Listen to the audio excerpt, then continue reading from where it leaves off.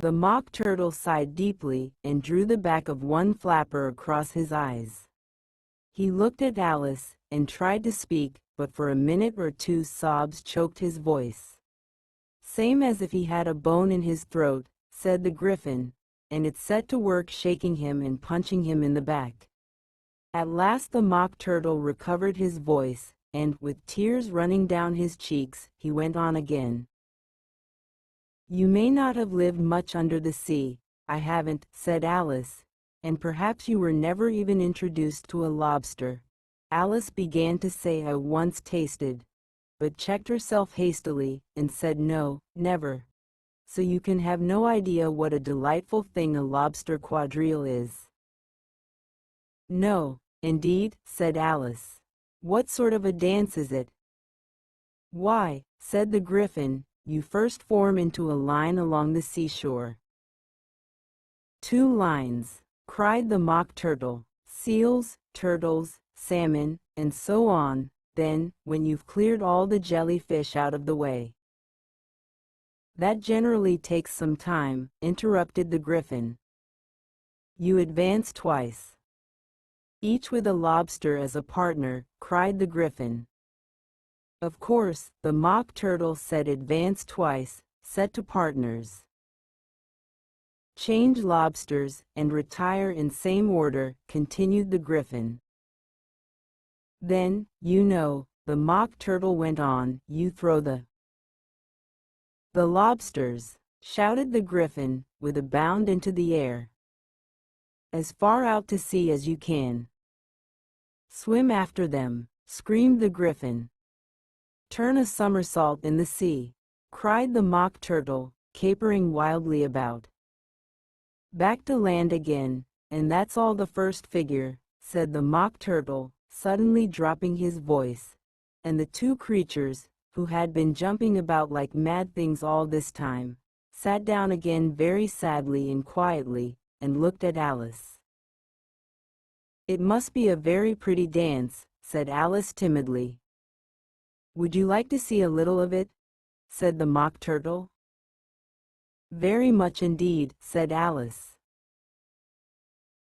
"Come, let's try the first figure," said the Mock Turtle to the Griffin. "We can do without lobsters, you know. Which shall sing?" "Oh, you sing," said the Griffin. "I've forgotten the words." So they began solemnly dancing round and round Alice, every now and then treading on her toes when they passed too close, and waving their forepaws to mark the time, while the Mock Turtle sang this, very slowly and sadly. "Will you walk a little faster?" said a whiting to a snail. "There's a porpoise close behind us, and he's treading on my tail. See how eagerly the lobsters and the turtles all advance. They are waiting on the shingle. Will you come and join the dance? Will you, won't you? Will you, won't you? Will you join the dance? Will you, won't you? Will you, won't you? Won't you join the dance?" You can really have no notion how delightful it will be when they take us up and throw us, with the lobsters, out to sea. But the snail replied, "Too far, too far," and gave a look askance. Said he thanked the whiting kindly, but he would not join the dance. Would not, could not, would not, could not, would not join the dance. Would not, could not, would not, could not join the dance. What matters it how far we go? His scaly friend replied, "There is another shore, you know, upon the other side. The further off from England the nearer is to France. Then turn not pale, beloved snail, but come and join the dance. Will you, won't you? Will you, won't you? Will you join the dance? Will you, won't you? Will you, won't you? Won't you join the dance?" "Thank you. It's a very interesting dance to watch," said Alice, feeling very glad that it was over at last. "And I do so like that curious song about the whiting." "Oh, as to the whiting," said the Mock Turtle, "you've seen them, of course?" "Yes," said Alice, "I've often seen them at din." She checked herself hastily. I don't know where Din may be, said the Mock Turtle, but if you've seen them so often, of course you know what they're like. I believe so, Alice replied thoughtfully. They have their tails in their mouths, and they're all over crumbs. You're wrong about the crumbs, said the Mock Turtle. They have their tails in their mouths, and the reason is crumbs would all wash off in the sea. But here the Mock Turtle yawned and shut his eyes. Tell her about the reason and all that, he said to the Griffin. The reason is, said the Griffin, that they would go with the lobsters to the dance. So they got thrown out to sea. So they had to fall a long way. So they got their tails fast in their mouths. So they couldn't get them out again. That's all. Thank you, said Alice. It's very interesting. I never knew so much about a whiting before. I can tell you more than that, if you like, said the Griffin. Do you know why it's called a whiting? I never thought about it, said Alice. Why? It does the boots and shoes, the Griffin replied very solemnly. Alice was thoroughly puzzled. Does the boots and shoes? She repeated in a wondering tone. Why, what are your shoes done with? Said the Griffin. I mean, what makes them so shiny? Alice looked down at them, and considered a little before she gave her answer. They're done with blacking, I believe. Boots and shoes under the sea, the Griffin went on in a deep voice, are done with a whiting. Now you know. And what are they made of? Alice asked in a tone of great curiosity. Soles and eels, of course, the Griffin replied rather impatiently. Any shrimp could have told you that. If I'd been the whiting, said Alice, whose thoughts were still running on the song, I'd have said to the porpoise, keep back, please, we don't want Yolu with us. They were obliged to have him with them. The Mock Turtle said, no wise fish would go anywhere without a porpoise. Wouldn't it really? Said Alice in a tone of great surprise. Of course not, said the Mock Turtle. Why, if a fish came to me and told me he was going a journey, I should say, with what porpoise? Don't you mean purpose? Said Alice. I mean what I say, the Mock Turtle replied in an offended tone. And the Griffin added, come, let's hear some of your adventures. I could tell you my adventures, beginning from this morning, said Alice a little timidly, but it's no use going back to yesterday, because one was a different person then. Explain all that, said the Mock Turtle. No, no, the adventures first, said the Griffin in an impatient tone. Explanations take such a dreadful time. So Alice began telling them her adventures from the time when she first saw the White Rabbit. She was a little nervous about it just at first. The two creatures got so close to her, one on each side, and opened their eyes and mouths so very wide. But she gained courage as she went on. Her listeners were perfectly quiet till she got to the part about her repeating "You are old, Father William," to the caterpillar, and the words all coming different.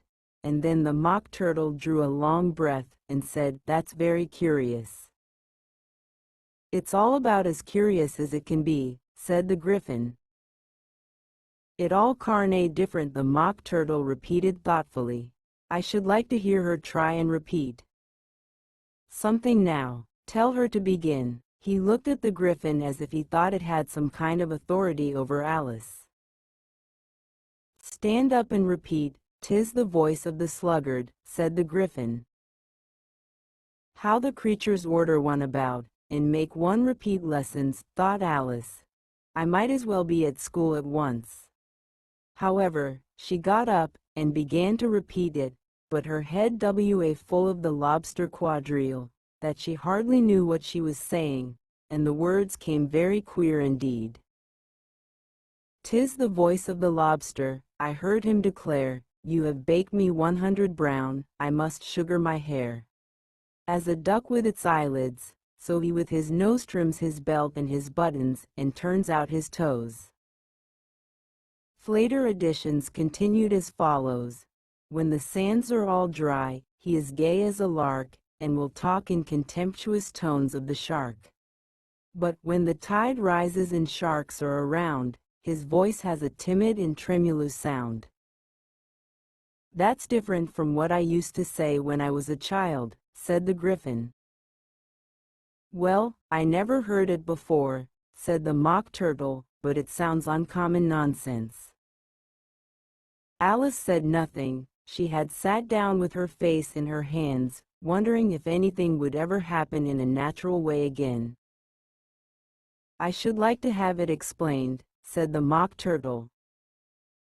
"She can't explain it," said the Gryphon hastily. "Go on with the next verse." "But about his toes?" the Mock Turtle persisted. "How could he turn them out with his nose, you know?" "It's the first position in dancing," Alice said, but was dreadfully puzzled by the whole thing, and longed to change the subject. "Go on with the next verse," the Gryphon repeated impatiently. "It begins, 'I passed by his garden.'" Alice did not dare to disobey, though she felt sure it would all come wrong, and she went on in a trembling voice. "I passed by his garden, and marked, with one eye, how the owl and the panther were sharing a pie." Later editions continued as follows. The panther took pie crust and gravy and meat, while the owl had the dish as its share of the treat. All finished, the owl, as a boon, when the pie was kindly permitted to pocket the spoon, while the panther received knife and fork with a growl, and concluded the banquet. "What is the use of repeating all that stuff?" the Mock Turtle interrupted, "if you don't explain it as you go on. It's by far the most confusing thing I ever heard." "Yes, I think you'd better leave off," said the Gryphon, and Alice was only too glad to do so. "Shall we try another figure of the Lobster Quadrille?" the Gryphon went on. "Or would you like the Mock Turtle to sing you a song?" "Oh, a song, please, if the Mock Turtle would be so kind," Alice replied, so eagerly that the Gryphon said, in a rather offended tone, "No accounting for tastes. Sing her Turtle Soup, will you, old fellow?" The Mock Turtle sighed deeply, and began, in a voice sometimes choked with sobs, to sing this. "Beautiful soup so rich and green, waiting in a hot turee, who for such dainties would not stoop? Soup of the evening, beautiful soup. Soup of the evening, beautiful soup. Beautiful soup. Beautiful soup. Soup of the evening, beautiful, beautiful soup. Beautiful soup. Who cares for fish, game, or any other dish? Who would not give all else for 2 pennyworth only of beautiful soup? Pennyworth only of beautiful soup? Beautiful soup. Beautiful soup. Soup of the evening. Beautiful, beautiful soup." "Chorus again," cried the Gryphon, and the Mock Turtle had just begun to repeat it, when a cry of "the trial's beginning" was heard in the distance. "Come on," cried the Gryphon, and, taking Alice by the hand, it hurried off, without waiting for the end of the song. "What trial is it?" Alice panted as she ran, but the Gryphon only answered, "Come on," and ran the faster, while more and more faintly came, carried on the breeze that followed them, the melancholy words. Soup of the evening, beautiful, beautiful soup. The King and Queen of Hearts were seated on their throne when they arrived, with a great crowd assembled about them. All sorts of little birds and beasts, as well as the whole pack of cards. The knave was standing before them, in chains, with a soldier on each side to guard him, and near the king was the White Rabbit, with a trumpet in one hand, and a scroll of parchment in the other. In the very middle of the court was a table, with a large dish of tarts upon it. They looked so good that it made Alice quite hungry to look at them. I wish they'd get the trial done, she thought, and hand round the refreshments. But there seemed to be no chance of this, so she began looking at everything about her, to pass away the time. Alice had never been in a court of justice before, but she had read about them in books, and she was quite pleased to find that she knew the name of nearly everything there. That's the judge, she said to herself, because of his great wig. The judge, by the way, was the king, and as he wore his crown over the wig, look at the frontispiece if you want to see how he did it. He did not look at all comfortable, and it was certainly not becoming. And that's the jury box, thought Alice, and those 12 creatures. She was obliged to say creatures, you see, because some of them were animals, and some were birds.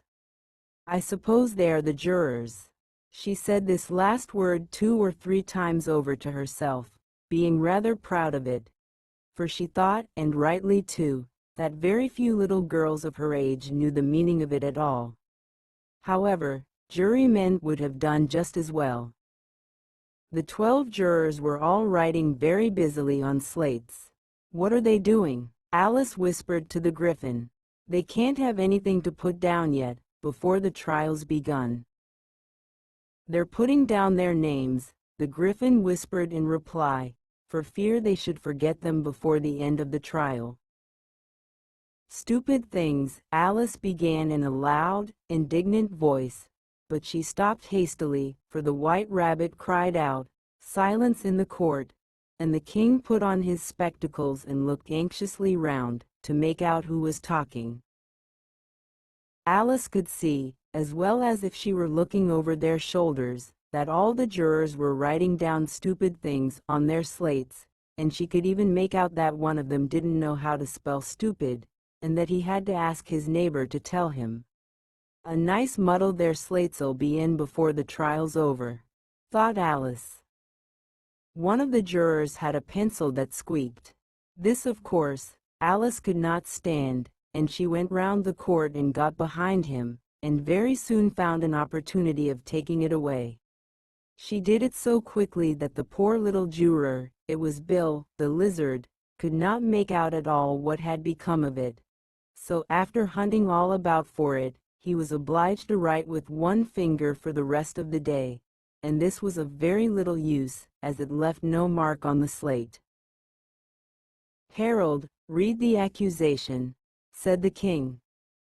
On this the White Rabbit blew 3 blasts on the trumpet, and then unrolled the parchment scroll, and read as follows. "The Queen of Hearts, she made some tarts, all on a summer day. The Knave of Hearts, he stole those farts, and took them quite away. Consider your verdict," the king said to the jury.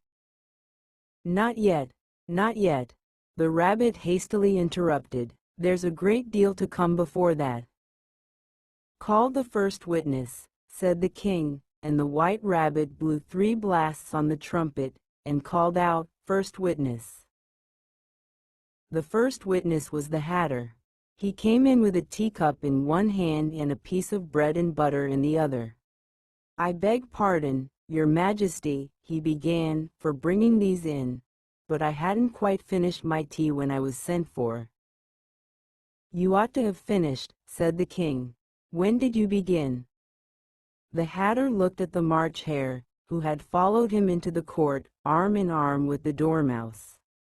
14th of March, I think it was, he said. 15th, said the March Hare. 16th, added the Dormouse. Write that down, the king said to the jury, and the jury eagerly wrote down all 3 dates on their slates, and then added them up, and reduced the answer to shillings and pence. "Take off your hat," the king said to the Hatter. "It isn't mine," said the Hatter. "Stolen!" the king exclaimed, turning to the jury, who instantly made a memorandum of the fact. "I keep them to sell," the Hatter added as an explanation. "I've none of my own. I'm a Hatter." Here the queen put on her spectacles and began staring at the Hatter, who turned pale and fidgeted.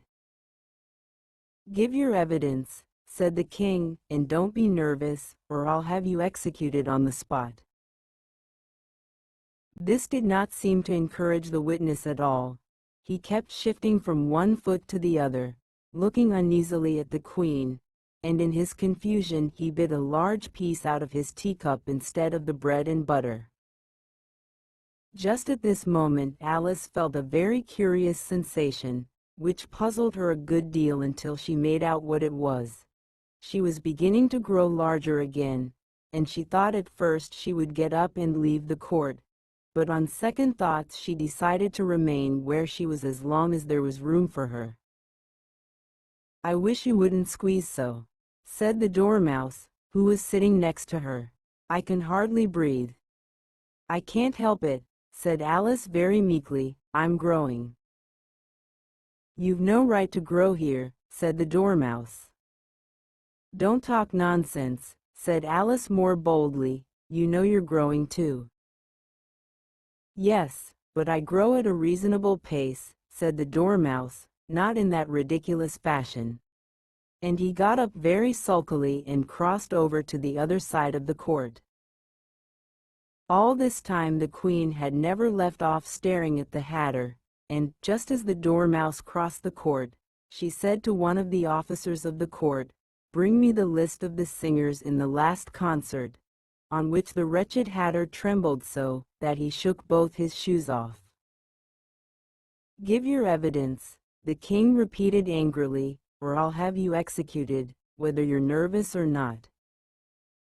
"I'm a poor man, your Majesty," the Hatter began in a trembling voice, "and I hadn't begun my tea not above a week or so, and what with the bread and butter getting so thin and the twinkling of the Ica." "The twinkling of the what?" said the king. "It began with the tea," the Hatter replied. "Of course twinkling begins with a ti," said the king sharply. "Do you take me for a dunce? Go on." "I'm a poor man," the Hatter went on, "and most things twinkled after that, only the March Hare said." "I didn't," the March Hare interrupted in a great hurry. "You did," said the Hatter. "I deny it," said the March Hare. "He denies it," said the king. "Leave out that part." "Well, at any rate," the Dormouse said, the Hatter went on, looking anxiously round to see if he would deny it too, but the Dormouse denied nothing, being fast asleep. "After that," continued the Hatter, "I cut some more bread and butter." "But what did the Dormouse say?" one of the jury asked. "That I can't remember," said the Hatter. "You must remember," remarked the king, "or I'll have you executed." The miserable Hatter dropped his teacup and bread and butter, and went down on one knee. "I'm a poor man, your Majesty," he began. "You're a very poor speaker," said the king. Here one of the guinea pigs cheered, and was immediately suppressed by the officers of the court. As that is rather a hard word, I will just explain to you how it was done. They had a large canvas bag, which tied up at the mouth with strings. Into this they slipped the guinea pig, head first, and then sat upon it. "I'm glad I've seen that done," thought Alice. "I've so often read in the newspapers, at the end of trials, there was some attempts at applause, which was immediately suppressed by the officers of the court, and I never understood what it meant till now." "If that's all you know about it, you may stand down," continued the king. "I can't go no lower," said the Hatter. "I'm on the floor as it is." "Then you may sit down," the king replied. Here the other guinea pig cheered, and was suppressed. "Come, that finished the guinea pigs," thought Alice. "Now we shall get on better." "I'd rather finish my tea," said the Hatter, with an anxious look at the queen, who was reading the list of singers. "You may go," said the king, and the Hatter hurriedly left the court, without even waiting to put his shoes on. And just take his head off outside, the Queen added to one of the officers. But the Hatter was out of sight before the officer could get to the door. "Call the next witness," said the King. The next witness was the Duchess's cook. She carried the pepper box in her hand, and Alice guessed who it was, even before she got into the court, by the way the people near the door began sneezing all at once. "Give your evidence," said the King. "Shan't," said the cook.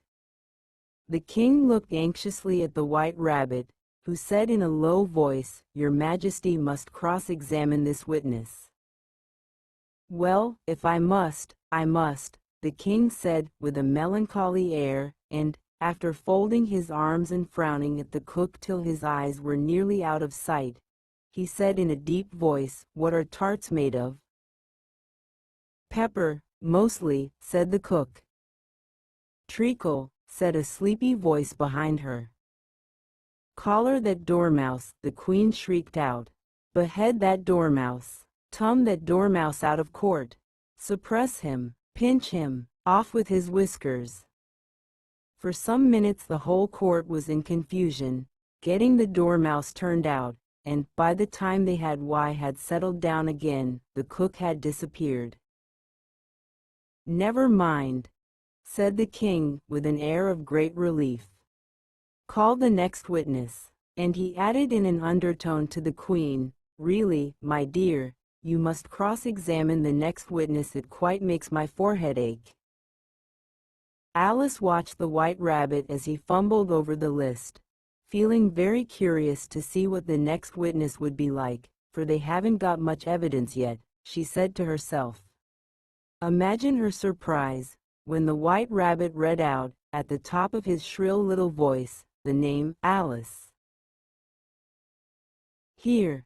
cried Alice, quite forgetting in the flurry of the moment how large she had grown in the last few minutes, and she jumped up in such a hurry that she tipped over the jury box with the edge of her skirt, upsetting all the jurymen onto the heads of the crowd below, and there they lay sprawling about, reminding her very much of a globe of goldfish she had accidentally upset the week before. "Oh, I beg your pardon," she exclaimed in a tone of great dismay, and began picking them up again as quickly as she could, for the accident of the goldfish kept running in her head, and she had a vague sort of idea that they must be collected at once and put back into the jury box, or they would die. "The trial cannot proceed," said the King in a very grave voice, "until all the jurymen are back in their proper places. All," he repeated with great emphasis, looking hard at Alice as he said "do." Alice looked at the jury box, and saw that, in her haste, she had put the lizard in head downwards, and the poor little thing was waving its tail about in a melancholy way. Being quite unable to move, she soon got it out again, and put it right. "Not that it signifies much," she said to herself, "I should think it would be quite as much use in the trial one way up as the other." As soon as the jury had a little recovered from the shock of being upset, and their slates and pencils had been found and handed back to them, they set to work very diligently to write out a history of the accident, all except the lizard, who seemed too much overcome to do anything but sit with its mouth open, gazing up into the roof of the court. "What do you know about this business?" the King said to Alice. "Nothing," said Alice. "Nothing whatever?" persisted the King. "Nothing whatever," said Alice. "That's very important," the King said, turning to the jury. They were just beginning to write this down on their slates, when the White Rabbit interrupted. "Unimportant, Your Majesty means, of course," he said in a very respectful tone, but frowning and making faces at him as he spoke.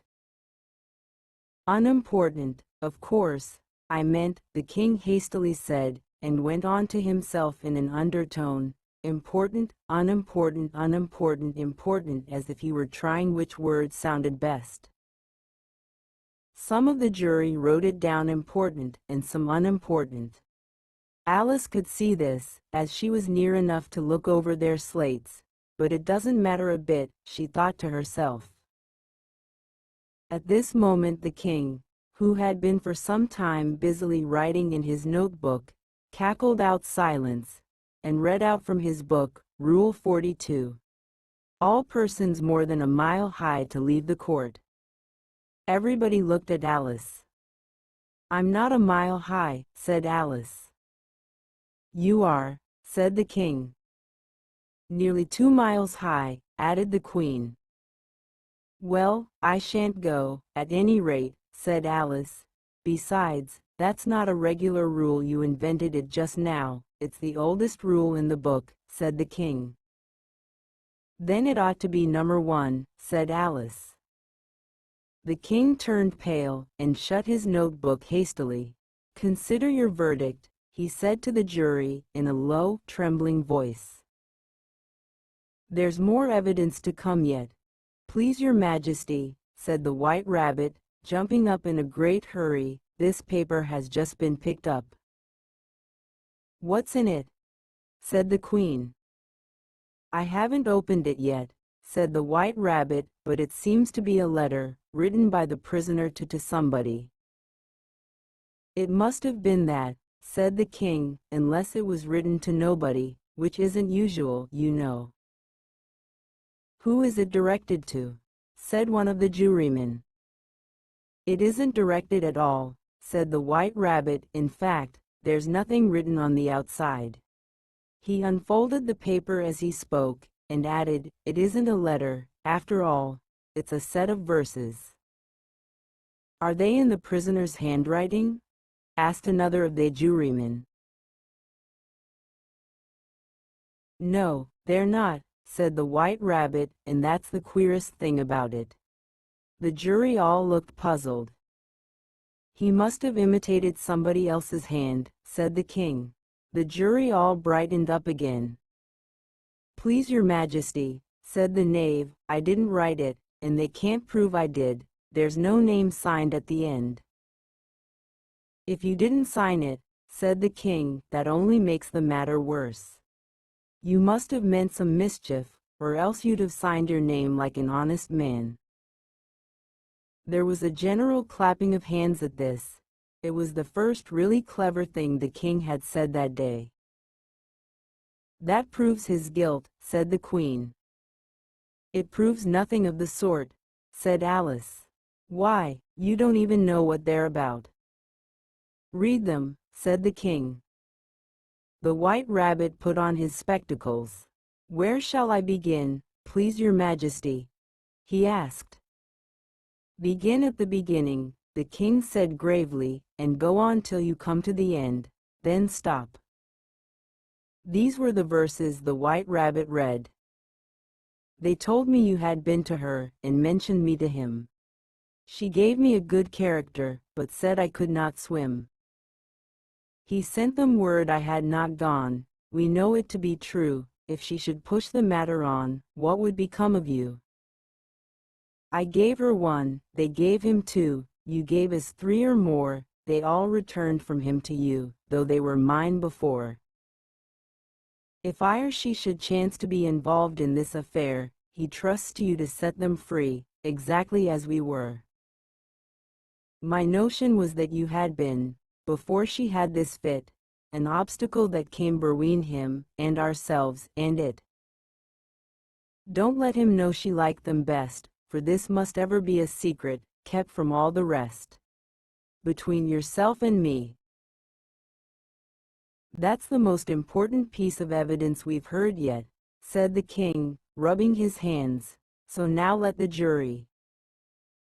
"If any one of them can explain it," said Alice. She had grown so large in the last few minutes that she wasn't a bit afraid of interrupting him. "I'll give him 6 pence. I don't believe there's an atom of meaning in it." The jury all wrote down on their slates, "She doesn't believe there's an atom of meaning in it," but none of them attempted to explain the paper.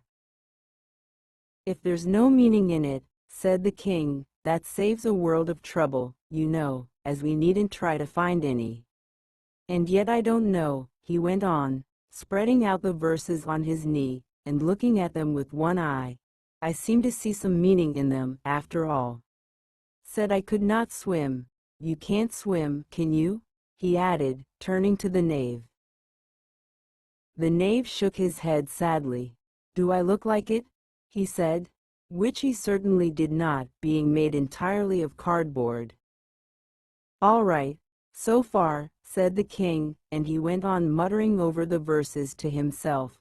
"We know it to be true, that's the jury, of course. I gave her 1, they gave him 2, why, that must be what he did with the tarts, you know. But, it goes on, they all returned from him to you," said Alice. "Why, there they are," said the king triumphantly, pointing to the tarts on the table. "Nothing can be clearer than that. Then again, before she had this fit you never had fits, my dear, I think?" he said to the queen. "Never," said the queen furiously, throwing an inkstand at the lizard as she spoke. The unfortunate little Bill had left off writing on his slate with one finger, as he found it made no mark, but he now hastily began again, using the ink that was trickling down his face as long as it lasted. "Then the words don't fit you," said the king, looking round the court with a smile. There was a dead silence. "It's a pun," the king added in an offended tone, and everybody laughed. "Let the jury consider their verdict," the king said, for about the 20th time that day. "No, no," said the queen. "Sentence first, verdict afterwards." "Stuff and nonsense," said Alice loudly.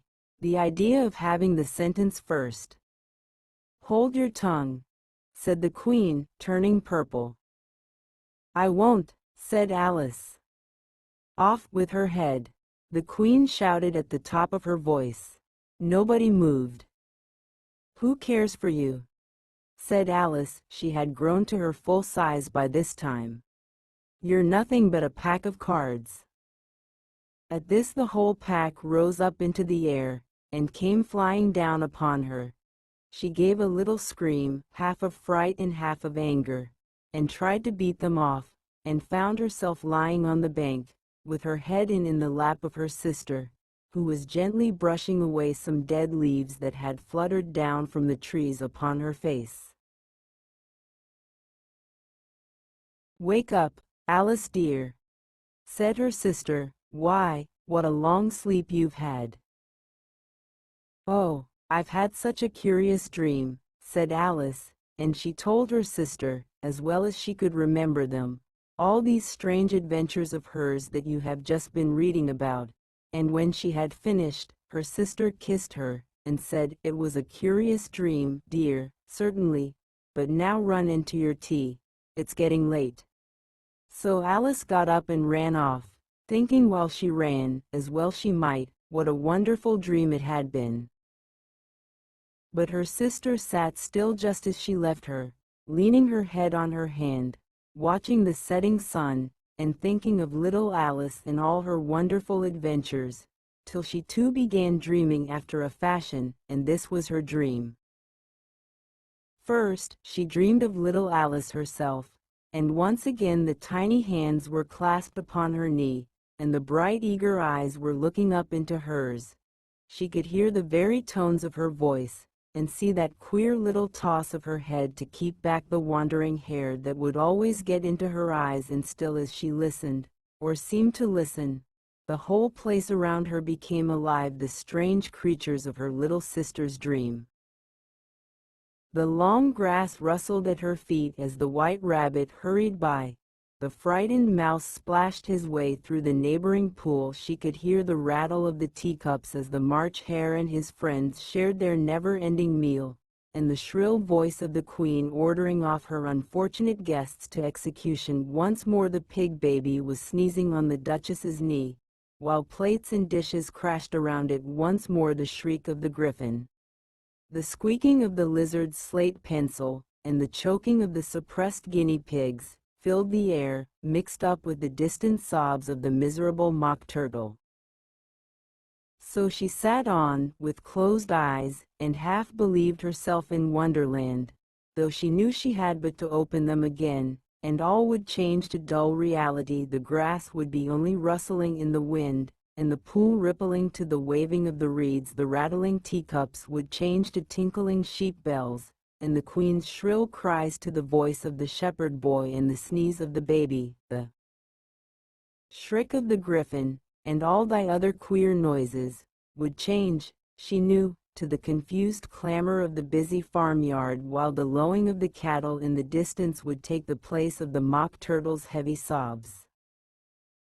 Lastly, she pictured to herself how this same little sister of hers would, in the after-time, be herself a grown woman, and how she would keep, through all her riper years, the simple and loving heart of her childhood, and how she would gather about her other little children, and make their eyes bright and eager with many a strange tale, perhaps even with the dream of Wonderland of long ago, and how she would feel with all their simple sorrows, and find a pleasure in all their simple joys, remembering her own child life and the happy summer days.